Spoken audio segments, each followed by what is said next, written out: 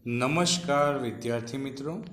Chapter 5 सवाल बालम के जवाब डॉक्टर कलाम के। यहाँ पे कुछ बच्चे हैं जो अब्दुल कलाम से कुछ प्रश्न पूछते हैं और उनके आंसर अब्दुल कलाम देते हैं। तो चलो लेसन को खूब समझे अच्छे से।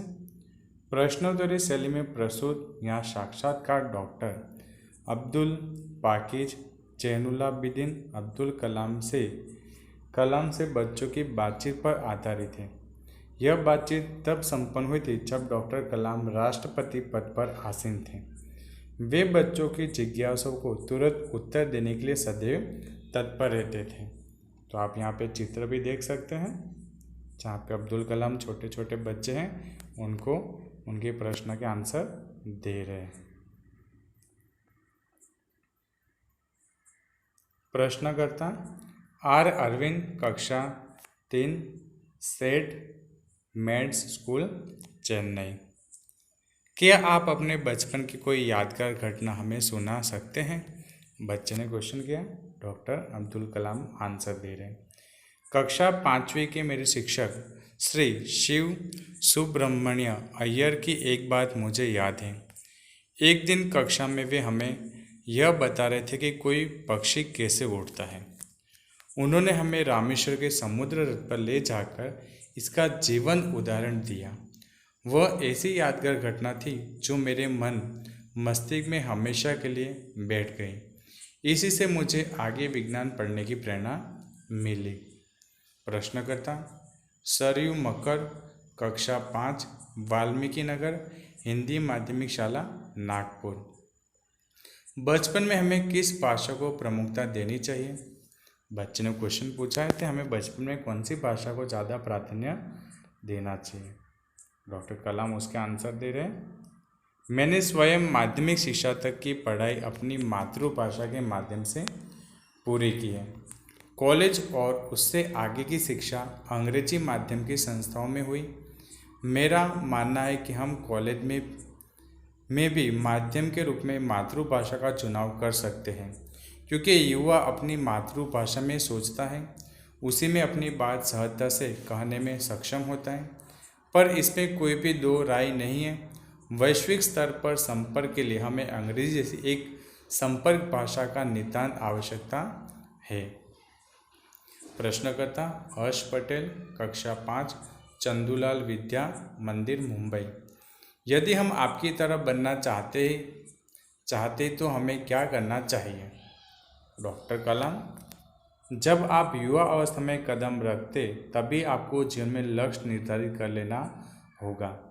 हमेशा कुछ बड़ा सोचो, जैसे यह अनुभूति हो कि आप आखिर बनना क्या चाहते हैं, तभी उसे उस दिशा में प्रयास और श्रम प्रारंभ कर दो।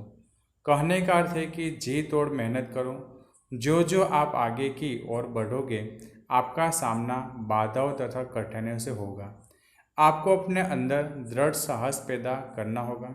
समस्याओं को पराजित करने में महारत हासिल करनी होगी, तभी जीवन में सफलता पाओगे। पहले यह जरूरी है कि आप निरंतर ज्ञान अर्जित करो। प्रश्नकर्ता चिराग जैन, कक्षा 7, बॉम्बे कैब्रिज, अंधेरी, पश्चिम मुंबई। वह कौन सी बड़ी चुनौती है जिसका सामना हमें आज करना पड़ रहा है? डॉक्टर कलाम भारत को सन 2020 तक एक विकसित राष्ट्र के रूप में परिवर्तित करना और देश के 1 अरब से अधिक नागरिकों के चेहरों पर मुस्कान देखना, यही राष्ट्र के समक्ष सबसे बड़ी चुनौती है। प्रश्नकर्ता हर्ष चांडक, कक्षा 7, डॉक्टर एस राधाकृष्ण विद्यालय, मंडाल, मुंबई। आपकी दृष्टि में साहस की परिभाषा क्या है? डॉक्टर कलाम अपनी जान की परवाह किए बिना दूसरों को संकट या आपदा में बचाना ही साहस है। प्रश्नकर्ता तरुण पटेल, कक्षा 8, स्वामीनारायण इंडिपेंडेंट स्कूल, लंदन।